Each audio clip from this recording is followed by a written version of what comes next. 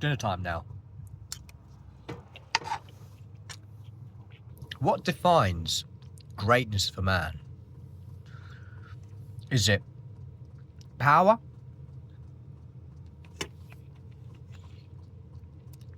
Money? Strength? Kindness? If we look at the history of life, the history of everyone, I don't think there's quite such thing as a universally great man, or at least a great man with every single one of those traits. It's virtually impossible. Is greatness realistic for a man? Or should we strive for those attributes? There is an interesting Japanese, I think, life management rule, or life development rule. Whether or not you see the Japanese as an ideal society or not is up to debate. But they do have their own theories. And I think it's called the Kaizen principle, or the 1% rule, where you don't have to strive to be perfect, but you strive to be better than before. So if you look at a typical day of me, for example, it might be, how can I be better than the day before?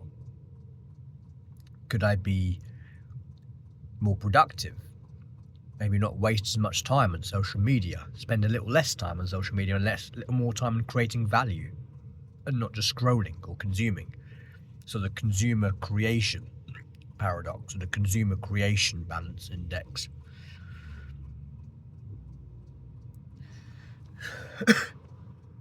So that could be one thing.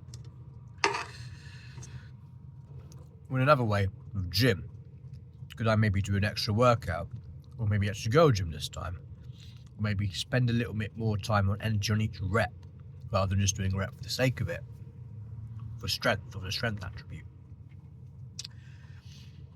So we've covered like money and strength in terms of money's creating value and strength is in, gym and discipline. And kindness, that's probably one of the harder ones to actually achieve, from being nice versus kind. But one way you can offer kindness is in your relationships. Are you thinking about the other person when you're in a relationship? Are you offering something special to them? Are you thinking about them? Are you going to do something little for them that will make them appreciate you more? There's an easy way, and kindness sometimes comes through a healthy relationship. So there's different attributes to make a man great. But I don't think of greatness. I think greatness is more for movement than an actually end state. I don't think even when we look at the greatest people on earth are actually universally great. Many of whom are mythological creatures, mythological men, and who are not even real. Maybe, for example, the stories of Hercules and other individuals as well. But greatness is not perfection. Greatness is a movement, and I think you begin to realize a lot more in adult life if you're trying to grow and actually self-develop and maybe even self-actualize in life. Is to be great. You have it's not an end goal. It's just a continuum.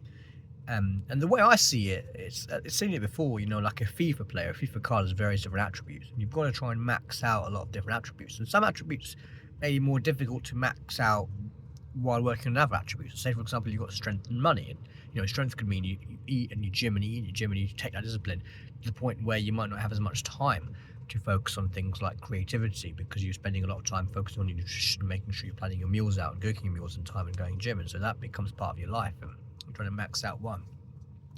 So the idea is to find a kind of a general kind of consensus on a balance and finding your new equilibrium, so that you can prioritize what you actually want to grow, whether it is your strength or whether it's your money. But it's important to try and maintain all aspects of your life, to become or to pursue greatness. But greatness will never happen. It will just a movement. It's a motive. Of course, there are objective values, and you can look at yourself and see, okay, I've maxed that out. Genes play a huge factor to it. But it's just something to think about, something to consider, and to look at in life when you think about the idea of it. Because as men, we have this impetus this drive to that state. It's why the emergence of hypermasculine figures have become so popular on social media, and how, you know, these intense motivation pep talks and motivation material is out there.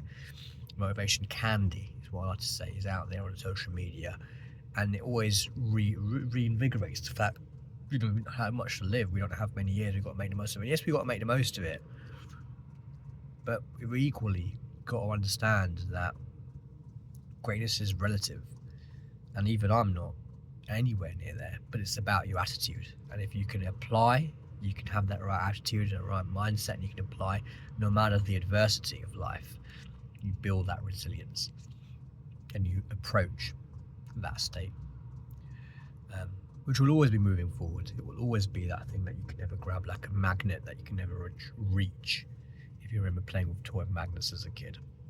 Thank you so much for taking the time to watch this video. As I said, it's just a little another ramble on as a 24-year-old hermit. Just another plug-in onto my book. I released a book called 24 Alone on the Road. It's a book on van life and the story of my first year. So if you're ever interested in having a read, let me know. The Amazon link will probably be on the description. And yeah, thank you so much.